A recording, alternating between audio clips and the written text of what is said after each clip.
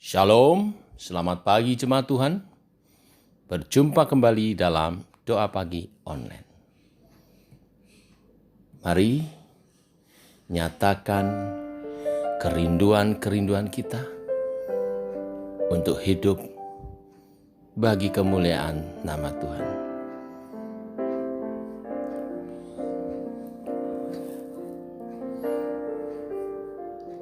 Yesus, kau kebenaran yang menyelamatkanku. Kau memberikanku hidup dan pengharapan.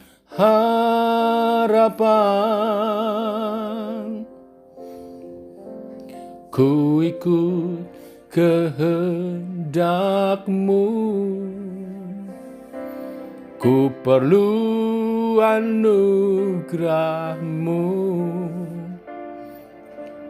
Ku nyatakan janjiku kepadamu.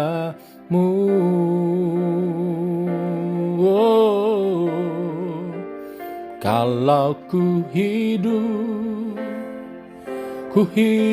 bagimu, hatiku tetap menyembahmu. Dunia tak bisa menjauhkanku dari kasih-Mu.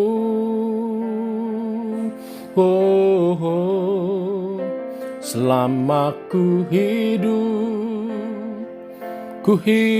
bagimu, mataku tetap memandangmu. Dunia tak bisa menjauhkanku dari kasih-Mu.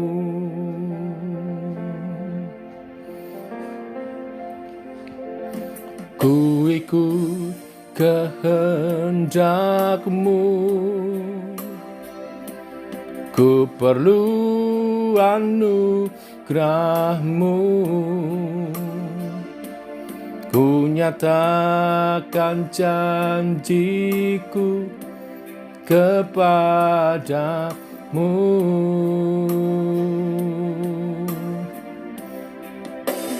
Kalau ku hidup bagimu, hatiku tetap menyembahmu. Dunia tak bisa menjauhkanku dari kasih-Mu.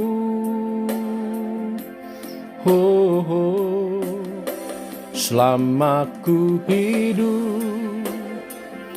hidup bagimu, mataku tetap memandangmu. Dunia tak bisa menjauhkanku dari kasih-Mu.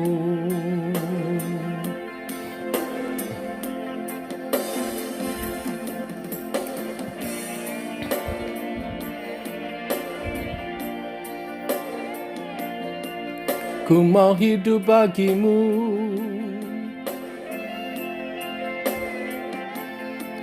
menyembahmu, melayanimu, seumur hidup kami. Kalau ku hidup bagimu, hatiku tetap menyembahmu. Dunia tak bisa menjauhkanku dari kasih-Mu.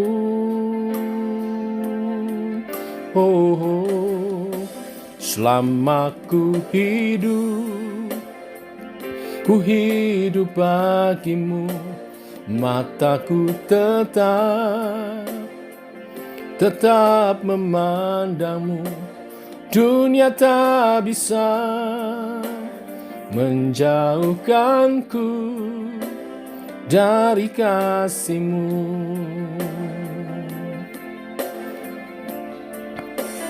Dunia tak bisa menjauhkanku dari kasih-Mu.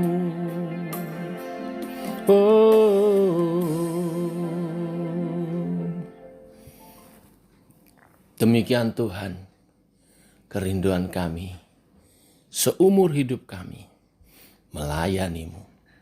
Seumur hidup kami bernyanyi, memuji, menyembah hanya kepada-Mu. Teguhkan oleh kebenaran firman yang sebentar kami renungkan. Dalam nama Tuhan Yesus Kristus. Amin. Bapak Ibu, kita lanjutkan renungan firman kita. Markus pasal 9 ayat 42 sampai dengan yang ke-50. Judul perikop, siapa yang menyesatkan orang, dan tentang garam. Demikian firman Tuhan. Barang siapa menyesatkan salah satu dari anak-anak kecil yang percaya ini, lebih baik baginya jika sebuah batu kilangan diikatkan pada lehernya, lalu ia dibuang ke dalam laut. Dan jika tanganmu menyesatkan engkau, penggalah, karena lebih baik engkau masuk ke dalam hidup dengan tangan kudung daripada dengan utuh kedua tanganmu dibuang ke dalam neraka, ke dalam api yang tak terpadamkan. Di tempat itu ulatnya tidak akan mati dan apinya tidak akan padam. Dan jika kakimu menyesatkan engkau, penggalah, karena lebih baik engkau masuk ke dalam hidup dengan timpang daripada dengan utuh kedua kakimu dicampakkan ke dalam neraka. Di tempat itu ulatnya tidak akan mati dan apinya tidak akan padam. Dan jika matamu menyesatkan engkau, jungkilah, karena lebih baik engkau masuk ke dalam kerajaan Allah dengan bermata satu daripada dengan bermata dua dicampakkan ke dalam neraka, di mana ulat-ulat bangkai tidak mati dan api tidak padam. Karena setiap orang akan digarami dengan api. Garam memang baik, tetapi jika garam menjadi hambar, dengan apakah kamu mengasinkannya? Hendaklah kamu selalu mempunyai garam dalam dirimu dan selalu hidup berdamai yang seorang dengan yang lain. Amin. Bapak, Ibu, saudara sekalian, Yesus kembali menggunakan seorang anak kecil sebagai media pembelajaran bagi murid-muridnya. Sebagaimana dalam Markus 9 ayat 37, Yesus menegaskan kepada murid-muridnya bahwa pemilik kerajaan surga adalah mereka yang bersedia menyambut anak kecil dengan penuh sukacita, atau orang yang paling sederhana, atau semua orang, ya, dan berhati hamba.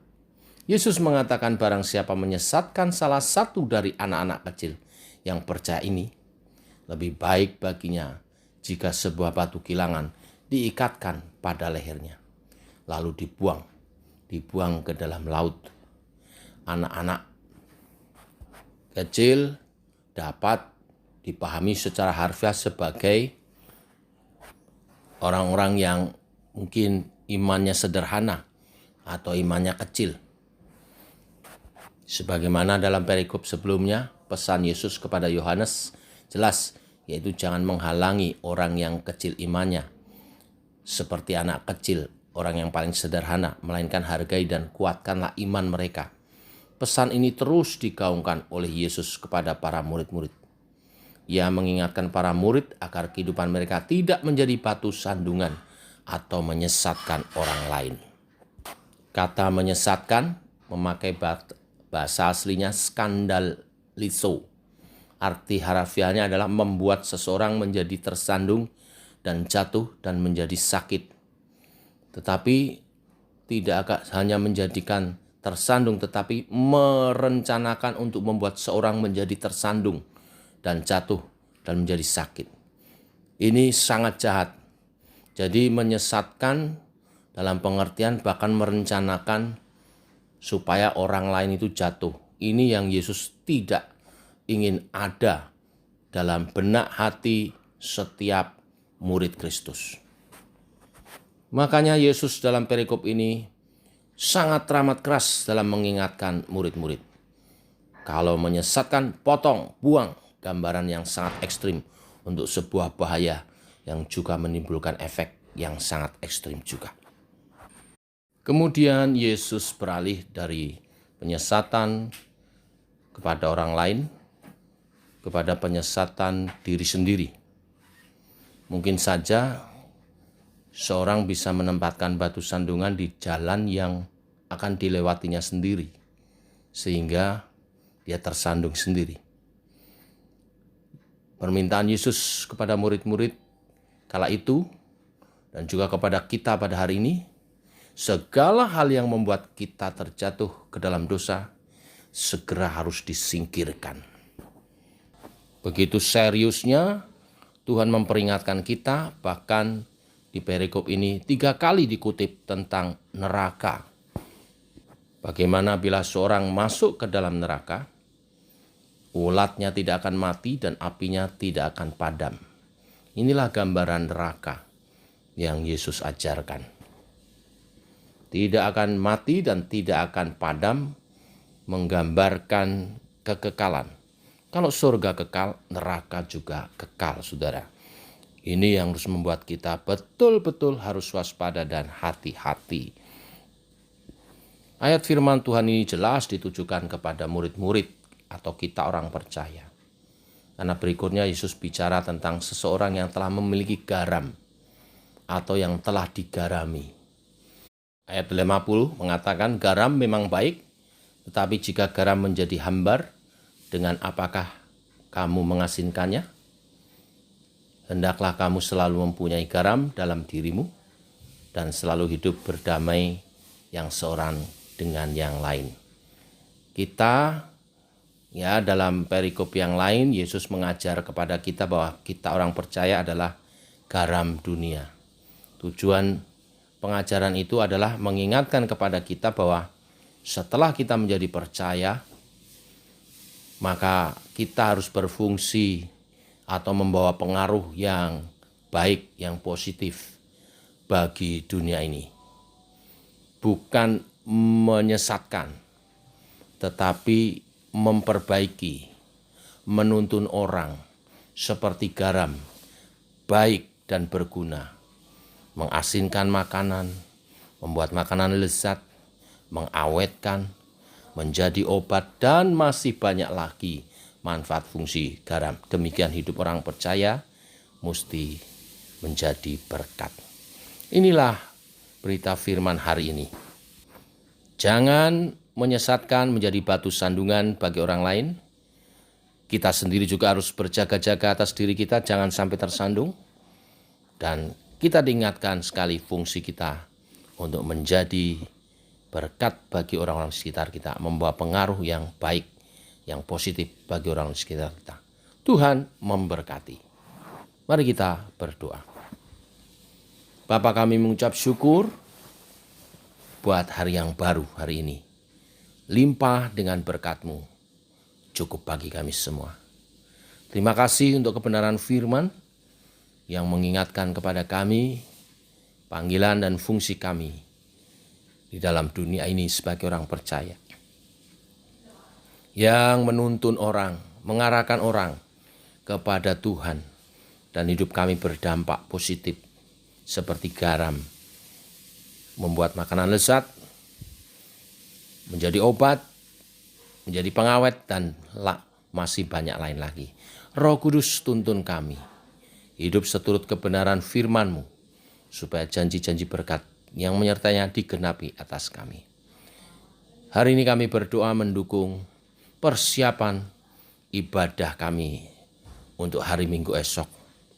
Ibadah online yang juga perlu sangat dipersiapkan dalam masa-masa pandemi ini. Engkau memberkati, mengurapi hamba-Mu yang akan menyampaikan firman Tuhan, supaya persiapannya Tuhan urapi, menangkap isi hati-Mu Tuhan, menyampaikan kepada jemaat-Mu, sehingga setiap umat yang mendengar firman-Mu bertumbuh, memperoleh makanan rohani yang sehat, dan mereka bertumbuh dalam iman percaya, berbuah-buah bagi kemuliaan nama-Mu Tuhan. Juga berkati persiapan worship leader, tim musik, tim multimedia, dan juga berkati sarana yang kami pakai untuk online, baik itu YouTube maupun juga Facebook, sehingga streaming berjalan dengan baik, dan jemaat yang beribadah di rumah juga dapat beribadah dengan baik. Persiapkan hati, jiwa, roh setiap umat-Mu untuk bersekutu dengan-Mu. Terima kasih Tuhan, kami percaya Engkau melawat umat-Mu dengan cara-Mu yang ajaib, walaupun kami beribadah secara online. Berkati semua umat Tuhan, beri kesehatan, supaya esok dapat memberi waktu, hati, kepikiran mereka yang terbaik dalam ibadah. Tuhan, demikian doa kami naikkan di dalam nama Tuhan Yesus Kristus. Amin. Demikian saudara doa pagi kita. Selamat pagi, selamat berjalan bersama dengan Tuhan. Shalom.